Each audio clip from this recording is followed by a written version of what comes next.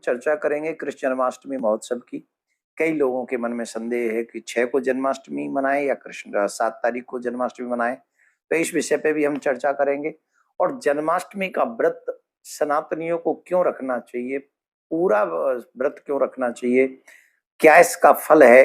कई विषयों में कई पुराणों के प्रमाण को लेकर मैं आप सबके सामने प्रस्तुत हूं। तो आप सबको एक प्रॉमिस करना है। सबसे पहला प्रॉमिस कि इस वीडियो को पूरा सुने। दूसरा प्रॉमिस हमसे ये करें कि आप इस वीडियो को ज्यादा सनातनियों को इसलिए सुनवा दें क्योंकि जो कंफ्यूजन है वो मिट जाए सभी लोगों का। तो बड़े ध्यान से इसको सुने और इसके व्रत का महात्म क्या है वो सावधानी पूर्वक सुने। तो सबसे पहले मैं आपको बताता हूं कि जो मनुष्य अपना कल्याण चाहते हैं उन सभी मनुष्यों को जन्माष्टमी का व्रत पूरी निष्ठा के साथ और ईमानदारी के साथ रखना चाहिए। व्रत रखें और रात्रि के समय ठाकुर जी का अभिषेक करें, पंचामृत से अभिषेक कराएं, उत्सव मनाएं, आदि आदि क्रम में सम्मिलित होकर अपने जीवन को धन्य करें। अब इसमें जो जन्माष्टमी का व्रत रखते हैं, पहले हम व्रत की बात कर रहे हैं, उत्सव की नहीं।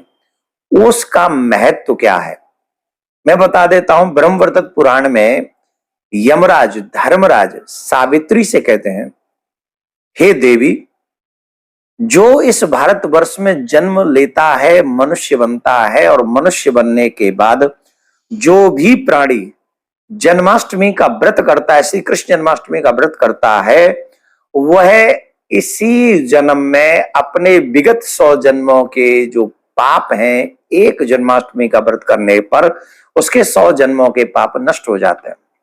दूसरा, भविष्योत्तर पुराण में भगवान श्री कृष्ण कहते हैं युधिष्ठिर से, धर्मराज से, हे युधिष्ठिर, जो मनुष्य एक जन्माष्टमी का व्रत मनुष्य जीवन प्राप्त करके एक जन्माष्टमी का व्रत करता है, वो 20 करोड़ एकादशियों का फल प्राप्त कर लेता है। यही बात अन्य शास्त्रों में ब्रह्मा जी भी कहते हैं। वायु पुराण में भी यही बात आती है कि जन्माष्टमी को व्रत करने का बहुत बड़ा फल है। जो मनुष्य जन्माष्टमी के दिन अन्न इत्यादि खा लेता है, व्रत नहीं करता है, वह नरकगामी होता है, उसे नरक जाना पड़ता है। और जो मनुष्य एक जन्माष्टमी का जो व्रत करता है उस मनुष्य की 21 पीढ़ियां तर जाती हैं। 21 पीढ़ियां तार लेता है, वो अपने कुल की 21 पीढ़ियों को तार लेता है। इतना बड़ा एकादशी का महात्मा है। भविष्य पुराण में आता है कि जन्माष्टमी का व्रत करने वाला जो अकाल मृत्यु होती है उससे बच जाता है। तो आप सोचिए क्या होता है, 100 जन्मों के पाप, 20 करोड़ एकादशी का व्रत, 21 पीढ़ियों को तारना और अकाल मृत्यु से बचना, ये सब श्रेष्ठ कार्य एक जन्माष्टमी के व्रत के करने से प्राप्त हो जाते हैं। तो मैं आप सभी से एक आग्रह करूंगा कि आप लोग सभी देवी देवता जो भी इसको सुन रहे हैं, आप भी जन्माष्टमी का व्रत करें, अपने बच्चों से भी करवाएं, पूरा उत्साह मनाएं, उत्सव मनाएं। जन्माष्टमी कब है पहली बात तो सुन ले कि सूर्य उदय के साथ जो तिथि लगती है, हमारे यहाँ वैष्णव लोग उसको मनाते हैं। तो प्रारंभ तो हो रही है पहले ही, 6 तारीख को जन्माष्टमी प्रारंभ हो रही है, लेकिन सूर्य उदय के साथ आ नहीं रही है। और 7 तारीख को वो जो जन्माष्टमी है वो 7 तारीख को शाम 4 बजे तक जा रही है, अष्टमी जो जा रही है। तो इसलिए हम लोग 7 तारीख को ही जन्माष्टमी महोत्सव बड़ी धूमधाम से मनाएंगे। प्रिया कांजू के मंदिर में 7 तारीख को ही जन्माष्टमी महोत्सव मनाया जाएगा। तो जो मनुष्य व्रत करते हैं उन्हें क्या करना चाहिए, उन्हें नमक नहीं खाना चाहिए, उन्हें अन्न नहीं खाना चाहिए। अगर आप रह सकें तो जल पी के, दूध पी के, जूस पी के याद रहे, दूध न पिए, जूस इत्यादि पी ले, कोई जो पेय पदार्थ है वो रख ले। अगर वो संभव न हो तो आप फल आदि इत्यादि ले लें, फल ले लें, या कुछ कूटू इत्यादि की जो पूड़ियां बनती है वो आप ग्रहण कर सकते हैं और भगवान को ही भोग लगा के आप ये सब ग्रहण करें। दूसरा, जन्माष्टमी के व्रत में कभी भी गलती से अन्न नहीं खाना चाहिए। सामर्थ्यवान लोगों को कभी भी अन्न नहीं खाना चाहिए। अब प्रश्न ये उठता है कि जन्माष्टमी के व्रत को खोलें कब।